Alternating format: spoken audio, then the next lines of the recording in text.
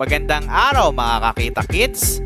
Narito tayo muli para sa isa na namang nakakagulat na balita mula sa mundo ng showbiz. Ang ating minamahal na Miss Universe 2018, Catriona Gray, ay dumaan sa isang napaka-traumatikong karanasan kamakailan lamang habang nagbabakasyon sa London. Alamin natin ang buong detalye. Ngayong araw, August 31, 2024, ibinahagi ni Catriona Gray sa kanyang Instagram stories ang kanilang napakasakit na karanasan ng kanyang pamilya. Sa gitna ng kanilang masayang road trip mula London patungong Scotland, bigla na lamang nangyari ang hindi inaasahan. Habang sila'y kumakain ng lunch at saglit na huminto sa isang restaurant, binasag ng mga magnanakaw ang bintana ng kanilang sasakyan at ninakaw ang kanilang mga personal na gamit. Kasama dito ang mga pasaporte, gadgets at iba pang mahalagang kagamitan.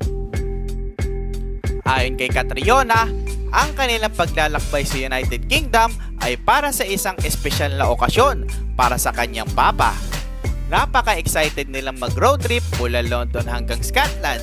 Ngunit sa gitna ng kanilang kasiyahan, dumating ang insidente na ito. Mga kakita kids, ang ganitong uri ng krimen ay talaga namang nakakatroma, lalo na't malayo tayo sa ating tahanan. Dahil sa nangyari, hindi maiwasang maalarma si Catriona at ang kanyang pamilya. Bagamat hindi nagbigay ng maraming detalye si Catriona tungkol sa insidente, malinaw na sila'y nasa gitna ng isang masayang family trip nang bigla silang tamaan ng pangyayaring ito.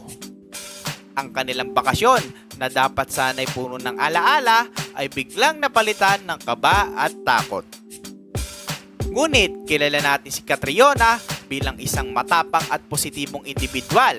Sa kabila ng trahedyang ito, umaasa tayong magiging maayos ang lahat at makakabangon silang pamilya mula sa masakit na karanasang ito. Mga kakita kids, hindi biro ang mawalan ng gamit, lalo na't mga pasaporte at iba pang dokumento.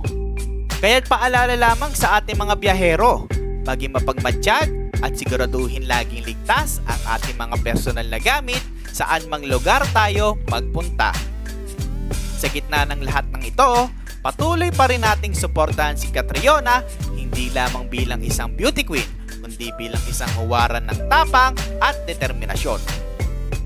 Kung gusto niyo ng mas marami pang updates tungkol sa inyong mga paboritong celebrities at ang pinakabagong balita sa showbiz, huwag kalimutang mag-subscribe at i-click ang notification bell para lagi kayong una sa balita.